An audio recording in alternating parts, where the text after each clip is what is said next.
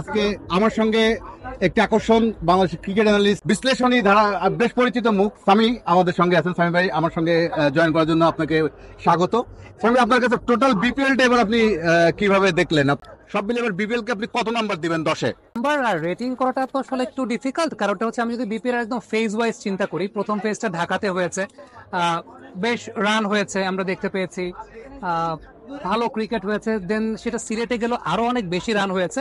আমি যদি একটু গড়ে আপনাকে বলি তাহলে সিলেটে দিনের ম্যাচগুলোতে গড়ে প্রায় 22 থেকে 23টার মতো ছক্কা হয়েছে দিনের ম্যাচগুলোতে। আবার ঢাকা ফেজ যখন প্রথমটা হয়েছে গড়ে 20 থেকে 21টা ছক্কা হয়েছে দিনের ম্যাচে। চট্টগ্রামে যাওয়ার পর আবার একটু ছক্কার সংখ্যা কমে গেছে। ইনফ্যাক্ট বাউন্ডারি ছোট ছিল, সেটা নিয়ে অনেকের একটা কমপ্লেনের জায়গা ছিল। আমার কাছে ওভারঅল বিপিএলটা একটা স্টেজ পর্যন্ত বেশ ভালো লেগেছে, বাট প্রবলেমের জায়গাটা হচ্ছে অ্যাজ আ কমেন্টেটর আপনারা যখন কোনো নিউজ কন্টেন্ট করছেন আপনারা হয়তো বা ফিক্সিং এর সন্দেহ নিয়ে কথা বলতে পারেন। অ্যাজ আ কমেন্টেটর আমি কিন্তু বলতে পারি না, আমি যখন কমেন্ট্রি প্রোটোকলে আছি। বাট অ্যাজ আ কমেন্টেটর আমি যখন কমেন্ট্রি করছি আমি দেখছি যে ডিপ ব্যাকওয়ার্ড পয়েন্টে কোনো ফিল্ডার নাই, ডিপ কাভারে কোনো ফিল্ডার নাই, লং অফে কোনো ফিল্ডার নাই। এরকম হলে আমি তো কমেন্টেটর হিসাবে বলবো যে বোলার উইকেট করিডোরে বল করবে, ব্যাটসম্যানকে কোনো রুম দেবে না। কিন্তু কিছু কিছু ক্ষেত্রে না, বেশ ভালো ভালো ক্ষেত্রে আমরা দেখেছি ওয়াইড আউটসাইড অফ স্টাম্প বল করা হচ্ছে, ব্যাটসম্যানকে রুম দেওয়া হচ্ছে। সো অ্যাজ এ কমেন্টেটর আমি তখন বলছি যে এটা স্ট্যান্ডার্ড ক্রিকেটের মধ্যে পড়ছে না।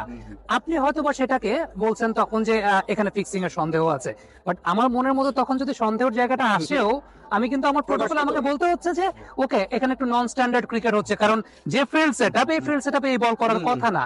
আবার দুইটা বল যখন ডট হচ্ছে, নির্দিষ্ট কিছু বোলারকে আমরা দেখতে পাচ্ছি এসে 3 নম্বর বলতে হোয়াইট বল করছেন, এবং কখনো কখনো দেখা যাচ্ছে যে পিচের বাইরে হোয়াইট বল হয়ে যাচ্ছে। সো ওইটাকে তখন আমরা এজ এ কমেন্টেটর ডেসক্রাইব করছি ওকে তিনি তার কন্ট্রোলটাকে হারিয়ে ফেলছেন।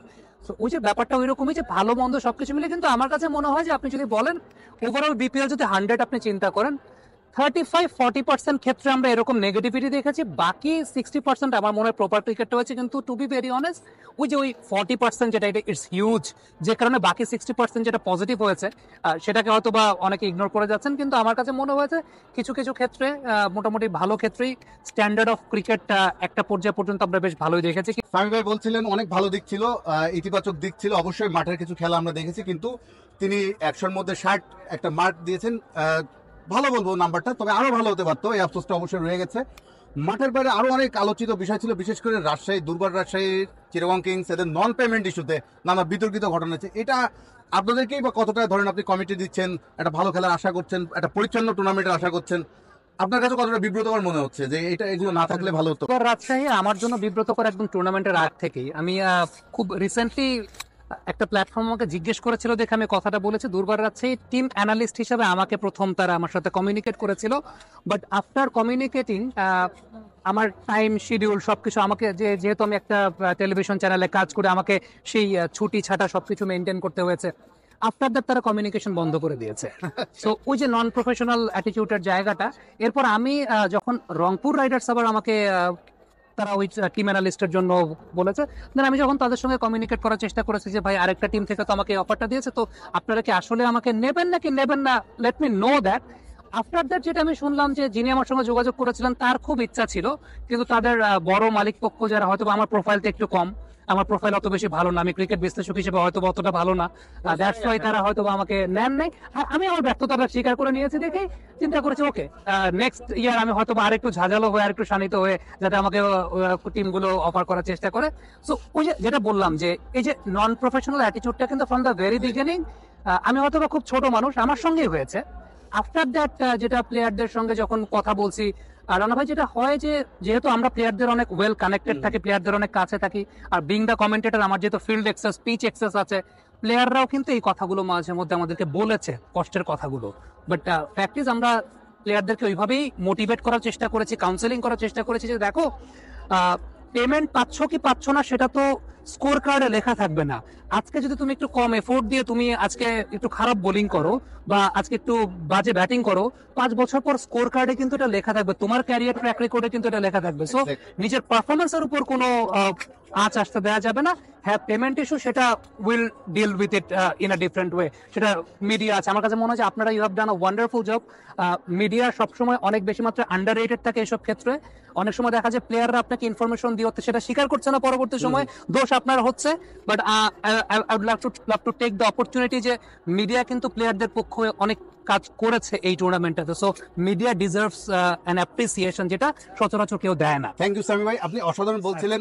একটা নন বিপিএল ভালো হলেও আমাদের, খারাপ হলেও আমাদের, এটা আমাদের মানতে হবে। তবে আমরা চাই ভাবমূর্তিটা ঠিকঠাক পরিচ্ছন্ন বিপিএল হোক, মানুষ যে খেলাটা দেখছে মাঠের খেলা, এটা কিন্তু তারা দিন শেষে মনে না হয় যে এটা প্রতারিত হচ্ছে আমি, তারা যেন যে এক্সাইটিং ম্যাচটা দেখছে তারা যেন মনে করে না এটা ক্লিন ম্যাচ, আর কোনো সন্দেহ না থাক, বিতর্ক না থাক।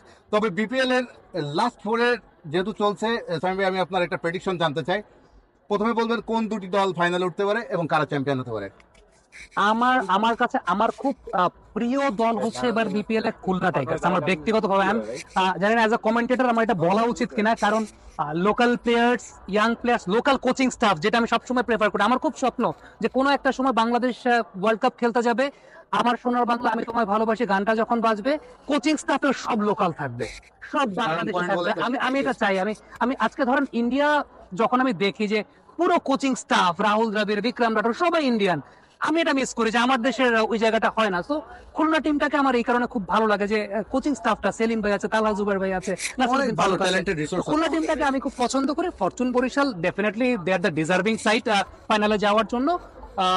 বাট আমার কাছে কেন যেন মনে হয় যে বরিশাল এবং খুলনা এটাই হয়তো বা হওয়া উচিত। But you can not underestimate Chittagong, কারণ চিটাগাং এর বোলিং লাইন আপটা সোফার এই টুর্নামেন্টের বেস্ট। তিনজন পেসার আছে, খালেদ আহমেদ, শরীফুল এবং বিনুরা। আমার কাছে মনে হয় যে on a given day they can do anything. শেষ করতে যাচ্ছি, আপনার গুরুত্বপূর্ণ সময় আমাকে দিলেন এবং এই বিশাল ভক্তকুলকে সামলে আপনি কথা বললেন। সামি ভাইয়ের জন্য শুভকামনা এবং আমার সঙ্গে যুক্ত হওয়ার জন্য অসংখ্য অসংখ্য ধন্যবাদ। Thank you so much, thank you so much Rana ভাই, থ্যাংক ইউ।